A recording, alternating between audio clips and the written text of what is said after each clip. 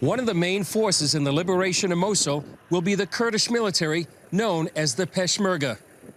This is the frontline positions of the Kurdish military. It's about 400 to 600 yards away from ISIS positions, close enough to see an ISIS flag on a hilltop nearby. Beyond that is the town of Bashika, a Yazidi village captured by ISIS. Then the plains of Nineveh, and about 18 miles away is the city of Mosul, the prize in the upcoming military campaign. This modern-day band of brothers are Kurdish Peshmerga fighters from Iran. They're one unit of many on a several hundred-mile front. We joined Dave Eubank from the Free Burma Rangers up on the front. See those buildings right down the valley? Yep. Oh, yeah. You see the road bends to the right? They've come up to the upper bend and assaulted around that corner, which is about 300 yards away. Sitting behind sandbags, we talk with Eubank about the Kurdish military. The Kurds are on the front line. They're on 10-day rotations. That means if you're a butcher, baker, candlestick maker, soldier or not, you come here. Because if you don't, ISIS is going to be in your house. These front lines are lands written about in the Bible. In this particular spot, we're looking at Nineveh, Bashika, then Nineveh, where Jonah was. And people don't change that much throughout history. We all need God. And in Jonah's time, the Ninevites were doing their own terrible things, but they repented. So that's my prayer for ISIS, for myself, and for ISIS to repent and follow God's way. Just a short drive away, Commanding Officer General Bahram told us what lies ahead for his troops. Our situation is very good because the Peshmerga are in a good position. And also the Kurdish people are helping us a lot. And the coalition forces are standing with us.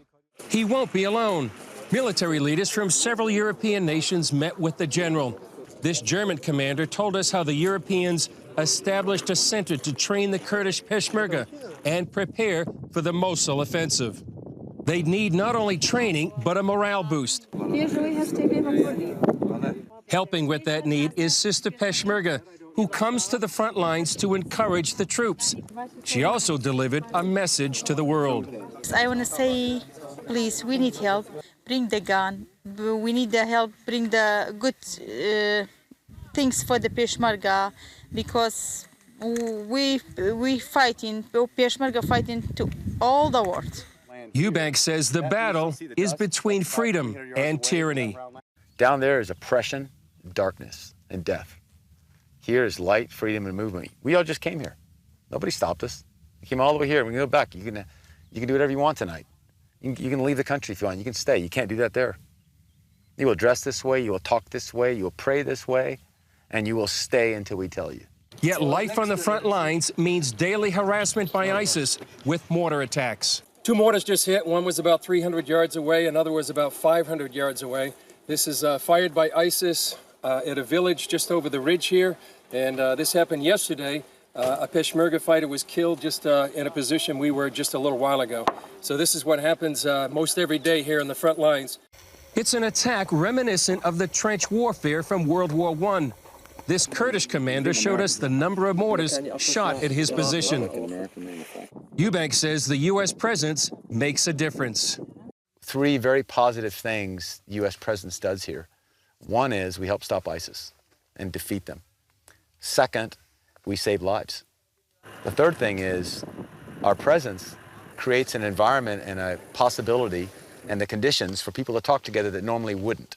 He also says prayer makes a difference.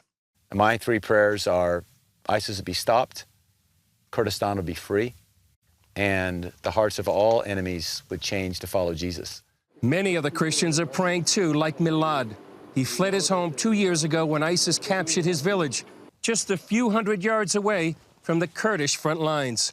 Pray for us and ask Jesus to help us to go back and pray in our chairs. His prayer could be answered with the success of this key military campaign. The battle for Mosul will include a number of forces, including these Kurdish fighters from Iran. Some reports say that the offensive will take place sometime in October, but it's been postponed before. Whenever it comes, it represents the next major phase in the war against ISIS. Chris Mitchell, CBN News, on the front lines with the Kurdish Peshmerga.